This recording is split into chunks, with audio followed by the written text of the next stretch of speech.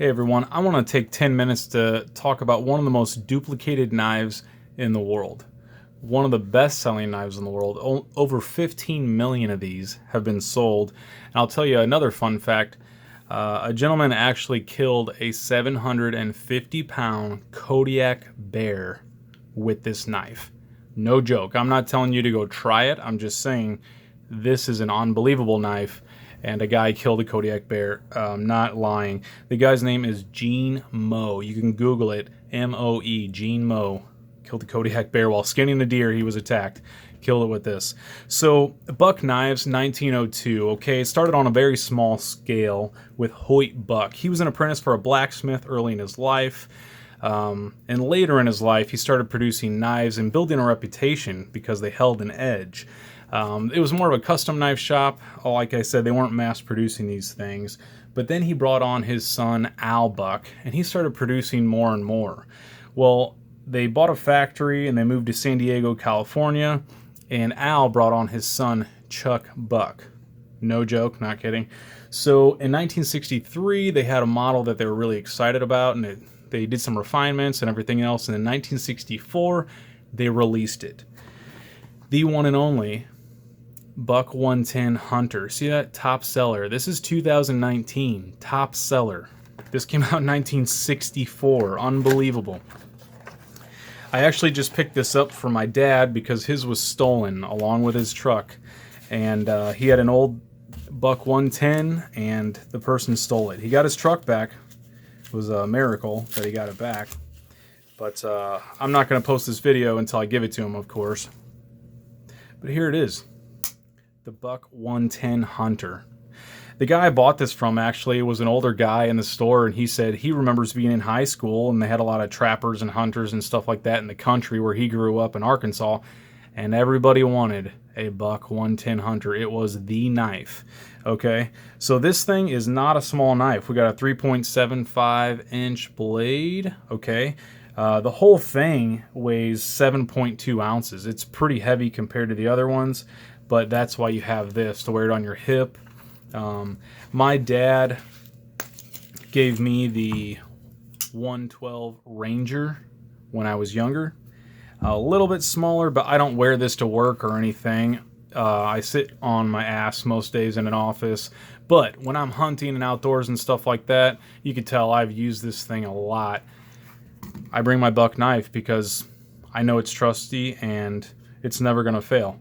So, I'm excited to give this to my dad so he can have that back, and it'll last the rest of his life as long as no one steals his truck and knife again or something like that. But anyway, I want to tell you a little bit about it. So the blade now is a 420 high carbon, or HC. Prior to 1993, like this one, I think it's a 440 HC. And again, this is, pretty easy to sharpen. It holds a heck of an edge.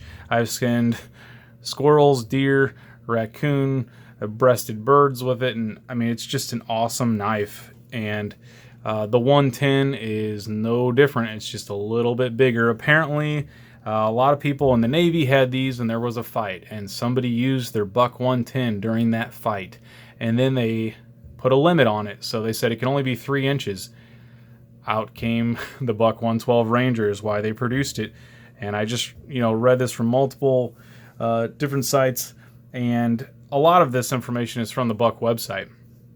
So a lot of people are critical of this 420 or 440 HC. We got a clip point blade here, but the thing is, it has the Paul Boss heat treatment, BOS, Paul Boss heat treatment, and that is a legendary heat treatment. This guy actually was an understudy with a guy for a company called Star Heat Treat. He ended up buying the company in 1969 after these were made.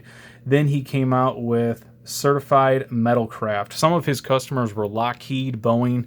Pretty big deal. This guy was a big deal, and he actually decided to start shop in Buck's factory. So he was bringing in other people's knives and doing heat treatment and working on Buck knives. Pretty fascinating, actually. And he eventually sold his company to Buck. If you get on their website and you make knives, or you're trying to, make your own knife, you can send them to the Buck factory and they'll heat treat them for you and do the Boss heat treatment. pretty fascinating. I didn't know that. I got on their website, and they say you could send them 15 knives, 20 knives, 30 knives, and they have a price for all of that. Pretty interesting stuff. So that's why it's able to retain the edge that it does. And this thing is very, very sharp. I hate cutting paper, but look at that's double paper.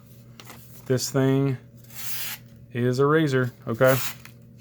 So it's no joke, and it kills Kodiak bears apparently. So like I said, they're pretty heavy knives.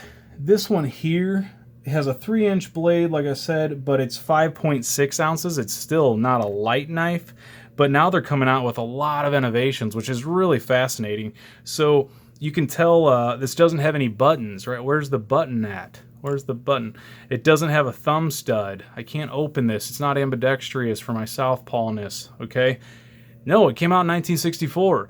You can buy aftermarket thumb studs with a little Allen screw on it. Pretty interesting. They come in different colors. I would get brass, so then you can actually match the gun. I think that's pretty cool. They actually just came out with an automatic. It has the button, so you can pull it out one hand, and it flies open. I haven't used one yet or bought one yet. They're about $150 online versus literally a $35, $40 knife. I think I got this one for $45 actually, but you can find them on sale, and I would pick one up if you don't have one. It's one of the best-selling knives ever. But so they came out with the automatic button, which is pretty awesome. So then you can use it one hand. I've seen them now with pocket clips. They have a Buck 110 light model, light series. It's really affordable, and it's 3.2 ounces versus 7.2. 3.2 ounces. Pretty awesome. They also have their Pro series, okay? So it has a S30V blade, right? New steel, make people happy. Some of them have the silver the bolsters instead of brass. You can get it with a G10 handle instead of the wood they use here. Some of this wood is resin composite, and then other ones, like I think this one here, is actual wood. See, I just scratched it. And they used to make it with ebony handles, but then in the 1990s, there was a ban on it because of endangered species. Well, it came back out, so I guess they're doing well. Buck Knives teamed with Taylor Guitar, and they're using ebony handles again. You can look it up online. So pretty interesting. This one is beat to death, but it looks like a real wood to me. It does not look like composite. And like I said, you can scratch it with your nail and it looks like wood. So these are lockback blades, so they're not frame locks or anything else. You can see how that works. And you can hear that positive indication of a lock. I just watched a video, I think it was Blade HQ or something like that, and this thing, they had it with a weight on the blade and held 380 pounds or something. You can watch it for yourself. It's a pretty strong lock. I've never had these close on me, but I don't like using a blade like this without a lock because I've seen it close on people's hands and it's a mess. So just use one of the best knives ever made. Just use that. It locks and you don't have to worry about it, right? So this is a two-handed operation. There's really not a way you can do it with one hand, but you can buy that little thumb stud to put on there, or you can spend $150 and get the one with the button. Pretty neat.